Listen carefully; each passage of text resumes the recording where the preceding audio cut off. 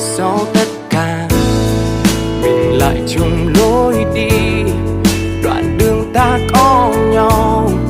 bàn tay nắm chặt bấy lâu. Sau tất cả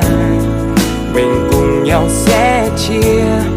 buồn phiền không thể khiến đôi tim nhàn nhòa, và ta